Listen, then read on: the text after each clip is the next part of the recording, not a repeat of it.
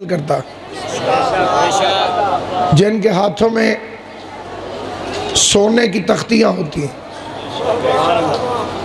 اور وہ ان پر صرف انہی مومنین کے نام لکھتے ہیں جو شب جمعہ اور روز جمعہ آل محمد پر درود بھیج دیں۔ صلی اللہ علیہ محمد ایک دفعہ سارے حضرات مل کے بآواز بلند صلوات پڑھ لیں۔ محمد صلی اللہ محمد۔ قبل اس کے گفتگو آپ حضرات کی خدمت میں شروع کروں، بخیلوں کی قسمیں عرض کرتا ہوں۔ معصوم سے پوچھا گیا مولا بخیل کون ہے؟ فرمایا پہلا وہ جسے اللہ مال دے اور وہ اسے اللہ کی راہ میں خرچ نہ کرے۔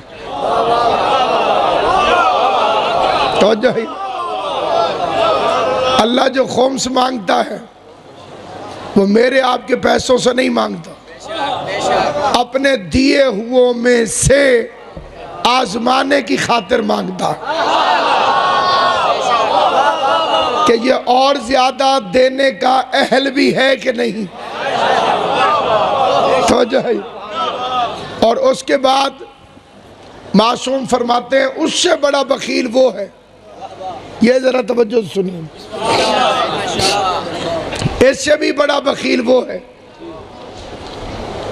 جس کے پاس خود بھی کچھ نہ ہو اور دوسرے کو خرچ کرتا برداشت نہ کرے۔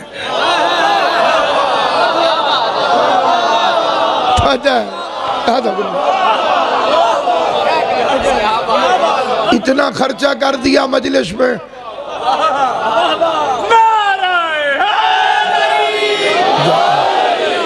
اتنی خیرات کر دی، اس کی کیا ضرورت تھی اور اس کی کیا ضرورت تھی۔